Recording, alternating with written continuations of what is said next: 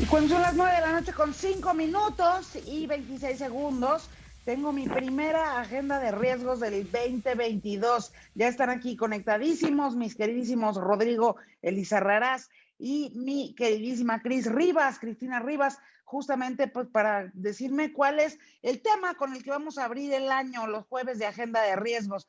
Bienvenidos los dos. Antes que cualquier otra cosa, feliz año para ambos. Feliz año, Yuri. Muchas gracias. Aquí, ya sabes, arrancando el año y haciendo este ejercicio que tenemos tiempo haciendo en Humint, que es, pues, identificar los riesgos para este año 2022 que enfrentamos como país, que enfrenta el gobierno, que enfrenta México, pues, justo en este año, ¿no? Y uno de ellos que ya lleva tiempo y no con nosotros en varios años y que yo creo que seguirá estando ahí es el de seguridad pública. Eh, el incremento en los homicidios, o al menos el mantenimiento de estos altos niveles de homicidios dolosos en México. Ya han 3 años con más de 30,000 homicidios. Eso ya acumula en estos 3 años más de 100,000 homicidios, lo cual pues es una cifra bastante elevada. Y a la par de una política que de alguna manera también ha generado un enorme nivel de impunidad. Eso ha enviado señales confusas a los distintos operadores del sistema de justicia e incluso, yo te diría, a los propios pues, gobernadores, a los propios presidentes municipales, a los propios políticos y funcionarios, en el cual pues no queda claro, y me parece que es uno de los momentos en el que menos claro está cuáles son los incentivos para combatir la inseguridad en este país por las autoridades, ya que vemos casos como el reciente del gobernador Cuauhtémoc Blanco, en el cual salir fotografiado con una serie de delincuentes, pues no va a tener mayores consecuencias, no va a tener una, eh, una, una pena, una consecuencia ni penal ni de ningún tipo, político quizá. Y lo mismo ha pasado ya en otros casos, en otros estados, en otras localidades. Y eso nos genera, en redundancia, un clima en el cual la impunidad crece, los delitos aumentan, no hay una estrategia contundente para el combate y esto va a mantenerse durante todo el año. Bueno, y vimos lo que recientemente ocurrió hoy por la mañana, estos cuerpos que fueron encontrados a las afueras del Palacio Municipal en Zacatecas. Es aterrador que estén ocurriendo este tipo de eventos en prácticamente lo largo y ancho de toda la República Mexicana, ¿no? Ciertamente, uno de los comentarios que tuvimos esta mañana planteando nuestra cápsula de este día y haciendo este ejercicio que mencionaba Rodrigo, de delinear cuáles van a ser los grandes retos para nuestro país durante 2022. Uno de los comentarios que teníamos es que ya no se trataban de riesgos, ya eran de realidades que están muy patentes y que se están convirtiendo en nuestra normalidad. No estamos haciendo nada para atajarlos, cada vez se están convirtiendo en algo que no se va a poder desactivar.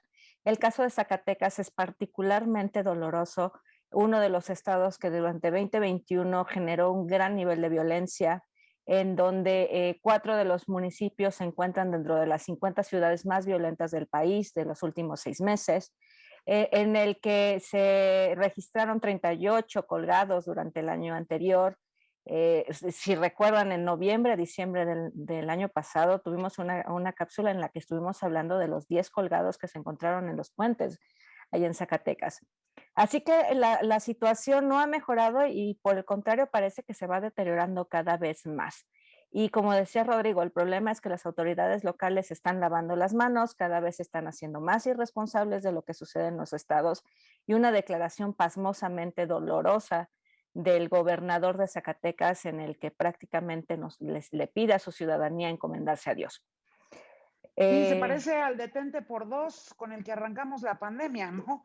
O sea, un escapulario en mano y dejando en manos de Dios aquello que los franceses en pleno siglo XVII decidieron que no era una buena idea, ¿no? Pero en pleno siglo XVIII, cuando la ilustración dijeron, no, pues Dios no tiene nada que ver en estos ajos, son justamente los seres humanos los que son responsables del buen o mal gobierno de las sociedades, ¿no? Del mismo modo, estamos viendo y observando esto en otros municipios, además a nivel local cada vez se está deteriorando más, alcaldes están perdiendo la vida en cada vez mayor cantidad. Estamos viendo una descomposición generalizada. Sí, pues la señal es un debilitamiento del Estado y de las instituciones de seguridad pública, también en esta tendencia en el cual ya hemos platicado mucho de ello, una tendencia a centralizar en las Fuerzas Armadas toda la estrategia de seguridad de este país, ha debilitado aún más a las instituciones y dependencias de seguridad de los estados y de los municipios, quienes pues fácilmente mejor les digo, no tienen los incentivos, delegan esas funciones para no tomar un rol preponderante en el combate de la inseguridad y van dejando espacios cada vez más amplios, cada vez más abiertos, donde regiones amplias y del país van siendo cooptadas, van siendo ocupadas, van teniendo el control los grupos criminales en el país. Estados Unidos con sus dependencias de inteligencia lo dijo hace ya algunos meses, alrededor de 30% del territorio pues prácticamente está bajo el control de grupos criminales y pues eso parece ser que va a seguir la tendencia para este año, ¿no? Y las consecuencias más allá de la gobernabilidad, que ciertamente es una preocupación mayor que debemos de tener, las consecuencias son para la población en general. Durante el año anterior prácticamente se registraron un poco más de 30 masacres, estamos hablando de homicidios de más de 2 personas en un mismo lugar, en circunstancias complejas, pero durante este año ya hemos tenido, o sea, llevamos 6 días de este año y ya contabilizamos 4. De las cuales una de estas son estos 6 cadáveres que se encuentran y se ubican hoy muy cerca del Palacio de Gobierno. Estamos hablando de que la delincuencia no está teniendo ninguna clase de límites y que pues finalmente la población general se encuentra en muy alto riesgo de sufrir alguna clase de atentado y de violencia, y eso es algo que no se debe de permitir. En Zacatecas, en 9 municipios, los policías municipales de plano pidieron su renuncia, pidieron su baja. Estamos hablando de un clima tan contaminado en el que ya nadie le está haciendo frente a la delincuencia y la delincuencia está operando de una forma demasiado, bueno, nunca debería de operar libremente, pero definitivamente ya estamos en un nivel en el que están tomando un control que va mucho más allá solamente de las actividades criminales.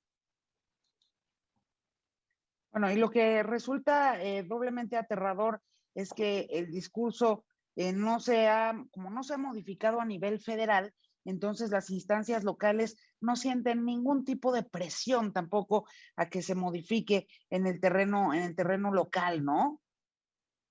Digamos, eso sería como ir barriendo la escalera de arriba para abajo, nada más que aquí pues no se está, ahora sí que predicando con el ejemplo desde el Poder Ejecutivo a los ejecutivos locales.